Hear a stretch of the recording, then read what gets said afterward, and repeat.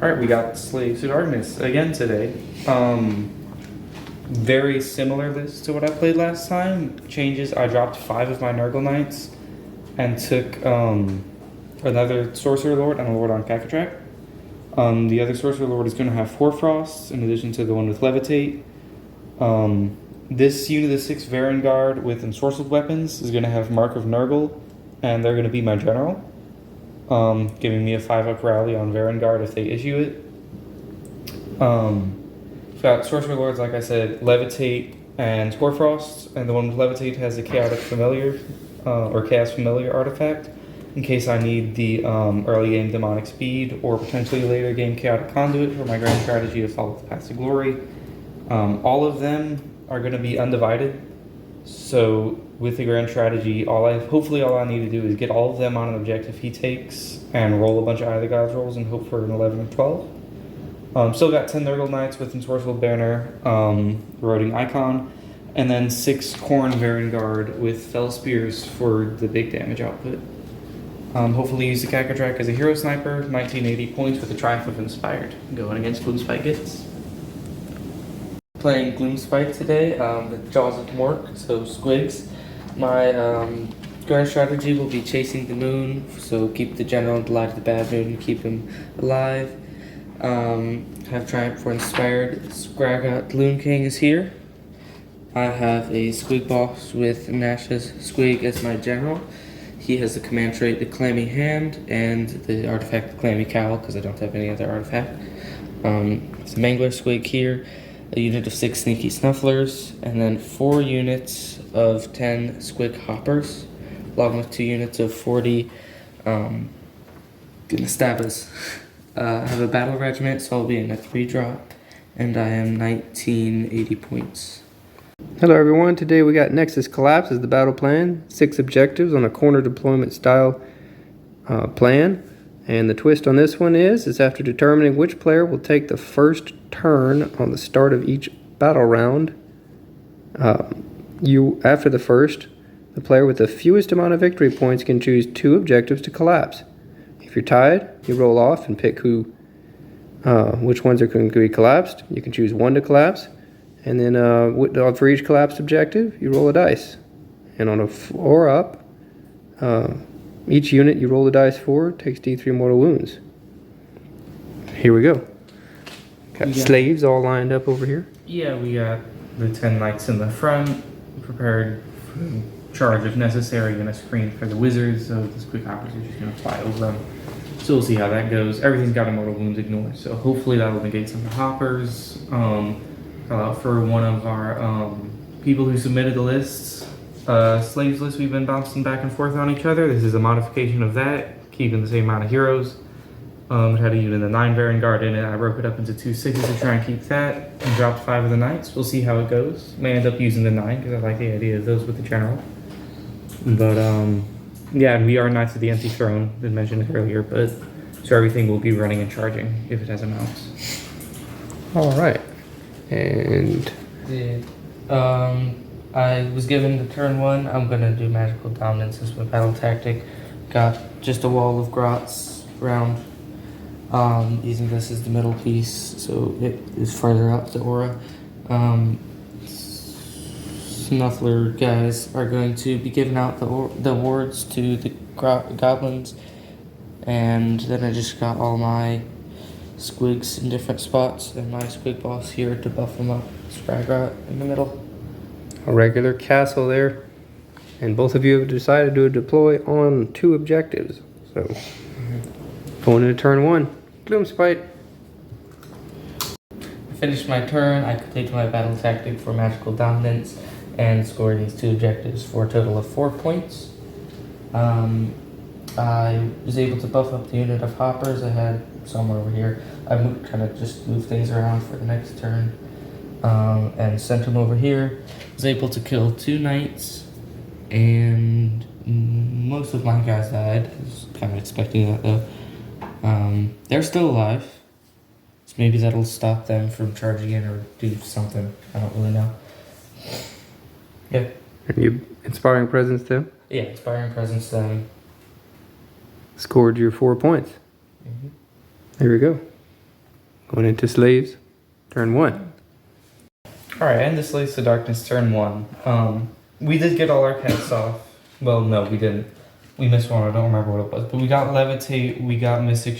No, we didn't get Mystic Shield, that's what we were missing. We got Levitate, we got Demonic Speed, and we got a 6-up ward on them, which was not a spell, just from the Sorcerer Lord. 6-up ward on this Varanguard as well. They charged in, they had Levitate. They had every opportunity to get back here, do some major damage to units that needed to take major damage, but they rolled a 6 into a 9 on their 36 charge, which is bad to low average. So no luck there. No other charges succeeded. We did kill these hoppers after Hoarfrosting the Knights, getting Enthralled to Chaos to free this objective up of enemy units. Held 1, 2, and 2 for Battle Tactic to score 4 points for the turn. Looking for hopefully a double turn. Going into roll off turn 2. 4 to 4. 4 to 5. Okay. Gloomspite has choice. I will take it. The dice have spoken. End of the charge phase for Gloomspite. I won the roll off for destroying an objective and I destroyed that one. Did some damage over there.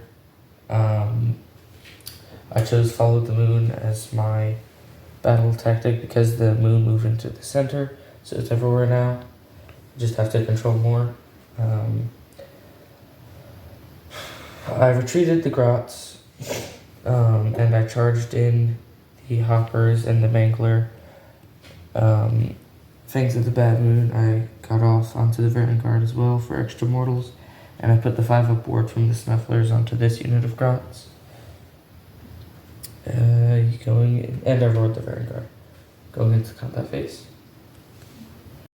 Alright, finished my turn. I completed my battle tactic and scored 1 for 1, 1 for 2, 1 for more, or 5-point turn. I wasn't trying to avoid it, but I also kind of was not really wanting that many points. I kind of wanted to stay below for now, but I did kill a lot of Varanguard. Between the hoppers did most of the damage, then the Mangler Squig also did good. The Varanguard rolled very poorly, I think, right? Yeah. Yeah. Yeah, they failed all of their hits and wounds with Ensorcelled Weapons. But then I got back half of the unit that was killed earlier. I'm gonna screen out those guys a little bit, and threaten to take the objective if they're not dealt with. That's pretty much it. Okay, going to the bottom, turn 2, slaves. Sorry, the combat phase, Slaves of Darkness turn 2. Retreated the 2 Varanguard out there, hoping for a rally next turn with the 5-up. Got these guys in with a 3 into a 4 charge, so I guess it was enough. Pylon will probably get in better than the charge did. We got all the knights in there. 1 fled to Coherency last turn. I forgot to remove them. Failed to rally with them. They lost 4 guys. Made the charge in with them with a 6 and a 1, changed it to a 10 from the Hornblower that's left. And the Karkadrak, so they'll both have fight firsts. And then the Varanguards will just see how much damage we can do before getting hit back. Hoping to kill the Mangler Squig with the Karkadrak if possible. So we'll see how that goes. But that'd be nice, especially if I end up getting good on my Eye of the Gods roll after that. Varanguard with spears into there on a charge, so hopefully we'll do better than Varanguard with the weapons off the charge. But yeah, looking into combat phase. Battle tactic was? Battle tactic was make a charge with 3 Slaves of Darkness units, which I did get. Alright. And you got some spells off. You got +1 to hit and wound, you said? Yeah, so Worst Roll spell from the Sorcerer Lord onto the Knights for +1 to hit and wound there. We got Levitate on these guys, which didn't end up helping a whole lot. And then we got failed Hoarfrost, just failed it after using both primal dice on the Levitate. Rolling low there. But no miscast yet.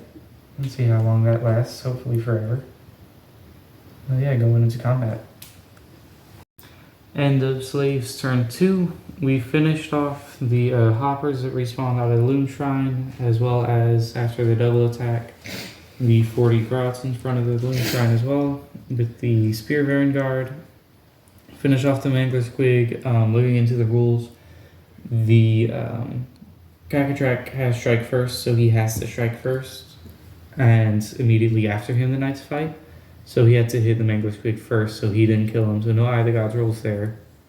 Varanguard did take the objective on my left over here, and so I'm going to score 1, 2, and more. Scored my battle tactic for charging with 3 units up to 9 points, so we're tied. Going into roll off for turn 3. I win the roll off. I will be taking it going into Slaves of Darkness turn 3. Double turn for slaves. Alright, end of the hero phase, Slaves of Darkness turn 3 after getting the double turn. Got put 3d6 cast on him with drawn power, rolled a 13, which was dispelled, and then for demonic power, and then this guy rolled an 11, was able to use the primal on that for another 6, so it was auto cast. Put Hoarfrost on the Varanguard to get him to 2s to hit. Short an objective. Yeah, blew up that objective in the corner. No one had held it yet, but the Squigs were the only ones that were ever going to get to it, so no reason for that to be there. Battle tactic is less for power on the Lord on Karkadrak, hoping to take that objective. It's really the only way I'll be able to get to that. Rally the Varanguard did get the 2 back with the 5 ups from the general. We're going into movement phase. End of Slaves of Darkness turn 3. Stuff worked out. So the Varanguard charged in and used their double activation to finish off the hoppers and did some damage to the grots. Double activation I did at the ends because the Karkadrak finished off the grots and then took the objective and turned himself into a demon prince. So I did get my grand strategy on my battle tactic, which is great. These Varanguard piled in. I did them first because otherwise he could just pile in the grots and they'd be outside of combat, wouldn't do anything, and just get charged by the hoppers next turn. So they're all tied up there, which is fine. They probably should have done a little bit more damage to the hoppers, but the -1 to hits are gone until he brings them back, and so that could help for now. Hoping for a rally going into his turn on the Varanguard to get 1 more back would be great on a 5-up. Have no command points, so not a whole lot to lose there, but yeah, we'll see how that goes. Shouldn't need command points, arm the Demon Prince with the Battle Shock Immunity Aura, so I can save Inspiring Presence. No way to break the Loon Shrine, unfortunately, but we'll just deal with that. Going into, it can score 5 points for the turn for 14 to 9, going into Gloomspite turn 3. End of the shooting phase, if I had one, for Gloomspite. I took a Surrounded Destroy as my battle tactic. I'm not going to get that. I was going to try and hand to Gork him somewhere else. Get Karkadrak back here. And maybe they were going to go over there instead of just running towards that objective. These guys retreated, jumped over, did 1 damage. These guys jumped over, did 5 more wounds. I don't know how many he saved, but they're going to charge back in. They got 6s, 2 mortal wounds. Yeah, that's it. End of the turn, I will be scoring no points. I did not take that objective. Wasn't able to get far enough to get over there. Did someone back unit of 5. Probably should have put him closer to the objective to take it. But yeah, that's it. So 14 and 9 currently going in favor of slaves. Going into roll off for turn 4. 5, 4. I'll take it. Slaves of Darkness, top of turn 4. Alright, end of movement and shooting phase for slaves. Turn 4. Rolled a 6 run on those Varanguard. Got demonic power off on these guys, and I see support. Also see support on this guy sitting with 1 wound left. As for Fangs of the Bad Moon. So the Varanguard moves way up with a good run roll. Demon Prince is moving up to hopefully take care of the Snufflers if the Varanguard don't. Shifted the Sorcerer Lords around a little bit. And this one's still out to range of Skragrott in case he does live and Fangs of the Bad Moon won't kill him. These guys got a 3 to the run roll, so they already got up over here. And they're going to go be charging into them, trying to take this objective. Those guys over there are probably going to be the first to fight just to try and keep me from losing another Varanguard when I don't need to. Because nothing else is super threatening to me, because these guys are Nurgle with the banner. and I can all out defensive if I need to. They have demonic power, so they won't need +1 to hit. So yeah, going into the charge phase, see what happens there. And your battle tactic? Yeah, battle tactic was what you call it, intimidate the invaders, which is definitely going to happen. Trying to set up also for a bait and trap next turn potentially, which would finish off the battle tactics. So I got him over there. That's definitely not going to die this turn. But I may set up for the bait and trap charge if I need it. We'll see how the combat goes. Slaves to Darkness combat. End of Slaves to Darkness turn 4. We did kill the hoppers over here. Left one here after battle shot. Demon Prince didn't do hardly anything. Varanguard did kill Skagrot and put 2 wounds on the Squig Boss, who killed one of the Varanguard. Should be set up first round and destroyed, or after Skagrot's hit a Magical Mayhem or Magical Dominance. Scoring 1, 2 more, and another 2 from a battle tactic, up to 19.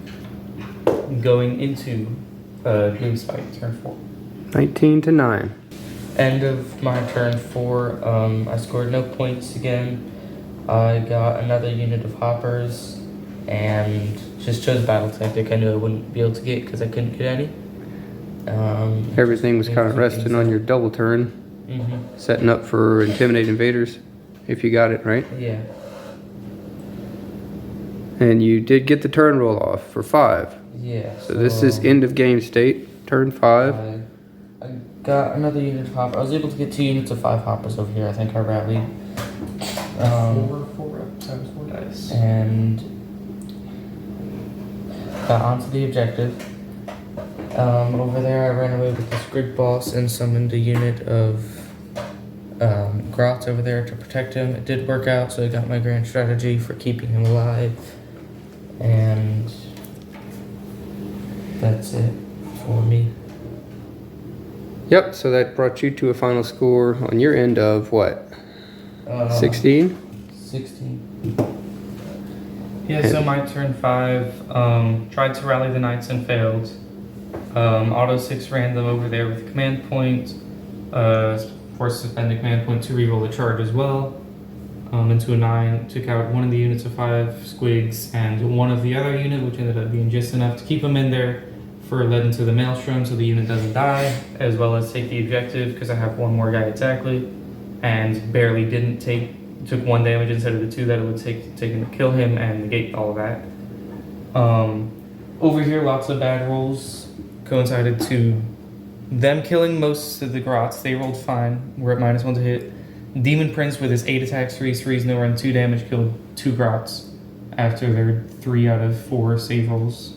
And the 4 Varanguard that made it into them with both the weapons and the paws did exactly 6 damage that they needed. So barely wiped them, but it mattered absolutely not at all. At that point, just slightly more feel good, at least they killed him. Because the Squig Boss is still alive over there, general for grand strategy, which is really the whole reason of charging over here, other than getting the hero in for into the Maelstrom, which was also barely made it in charge. But I do score that and led into the Maelstrom in addition to Mork because it's the only objective on the battlefield for a total of 4 points that turn, plus grand strat of turning a guy into a Demon Prince or rolling that roll on the Eye of the Gods table, which I did earlier, for a grand total of 26 points. So 26 to 16. Been a while since you played Gloomspite. What you thinking? I still like him. I don't think we're going to change the list. Any things you wish you could have done better or change? You said no changes to the list. Not really. Battle plan with removing objectives and such. It's been a while since we played that one. I could have done that better, I think. I don't know exactly how, but I think I could have done it better. Just controlling the amount of points I get. Okay. Thoughts on your list? First time running it, you got a little bit of back and forth discussion with one of our viewers there. Yeah. So again, the modified version of a 9 Varanguard list, one of our viewers sent. It works. I think I would like to try name Varanguard at some point, but maybe not for the upcoming tournament we're going to go to, just because I don't have any practice with him, and I've got quite a few games in with the 2 block of 6 Varanguard list. 10 Knights still tank pretty good. No rallies over there, but that's just bad dice rolls. Shouldn't have turned him into a Demon Prince. Should have just kept the roll, got him a cast, took Magical Mayhem that last turn. That would have freed me up quite a bit. And he probably would have killed the Grots and the Snufflers that they took 2 turns to kill over there, because Demon Princes do not do good damage. Also not a monster, so no Stomp in the Moon Shrine. So not a whole lot of reason to turn him into. The reason I did was for the Battle Shock immunity, just in case I was going to lose Varanguard. These guys lost 3 recently. They weren't in range anyway, and they have 9 bravery. But losing a Varanguard to Battle Shock is really annoying. These guys were good for the rest of the time as well, but just in case. Karkadrak also gets strike first on a charge, plus impact damage that I forgot to do the one time he did charge. But, yeah, the Sorcerer Lords, the plan for turn 5 wasn't originally going to be led into the Maelstrom. I was going to take either Magical Dominance with the Sorcerer Lords, because I had 2 left and I was going to have 2 Primal Magic die, or the one where I manipulate the Slave's Banner to get it into enemy territory, which wouldn't have been all that hard. But the Squigs over here, you got the 5 back out of the Loon Shrine, and there was 1 left over here, 4 missing from the unit because it was itself a replacement. Rolled for 4 rally because the Bad Moon stayed in the middle of the board since turn 2. Got all 4 of them and ran over my both Sorcerer Lords with both different units and killed them. So nothing for that out of casters by the end of the game. But that probably would have been the better call for the end of it. I don't know how much I could have done to keep him alive after that. But turning them into the Demon Prince would be the ultimate plan, as opposed to the Karkadrak. He's more there in case they never get a chance to get on an objective. He's going to be the one to kill a hero and roll that roll. So all in all, Slaves victory, 26-16.